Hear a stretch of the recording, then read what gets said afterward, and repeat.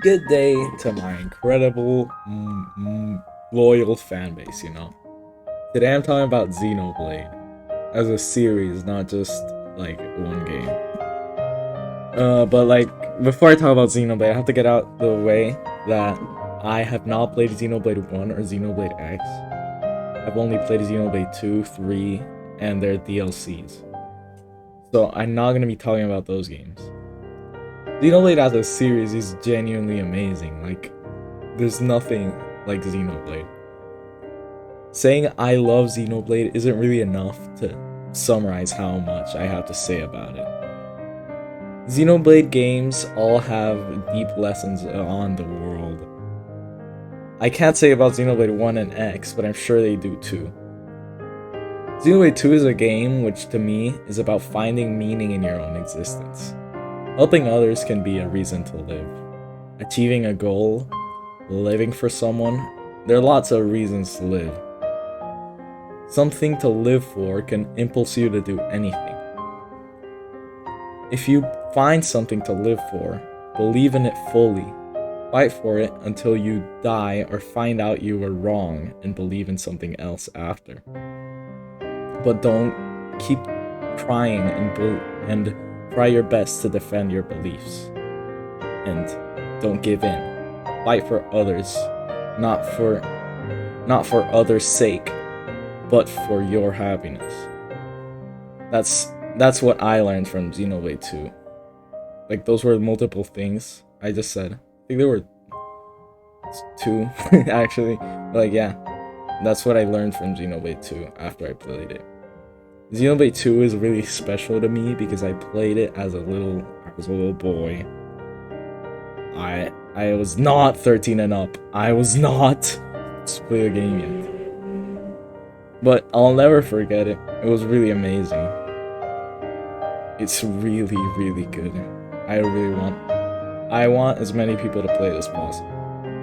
Xenoblade 3 is equally amazing. It's a game talking about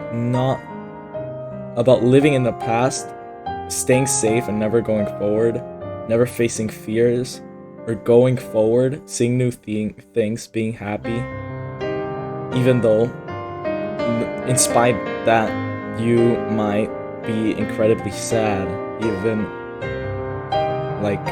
for going down the path of seeing new things. Right? Xenoblade's characters in the whole series are really great.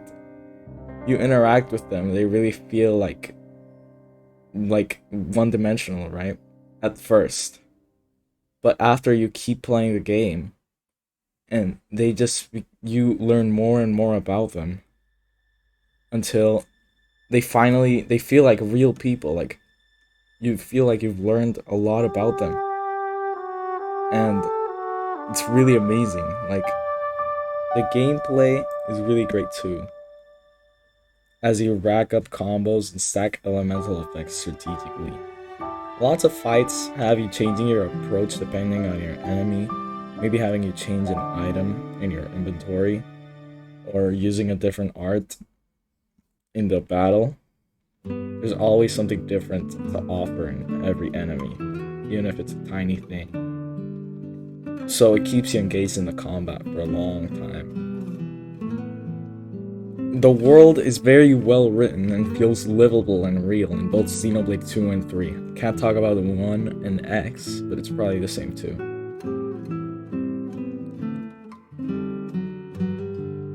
Xenoblade 3's DLC, Future Redeemed, requires you to play 1 and 2 to understand it, so you should probably play 1, even though I didn't, because 1 is probably a great game, from what I've heard.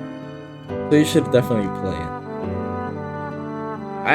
And that's basically it. I just think Xenoblade is really great, and that most people should play it.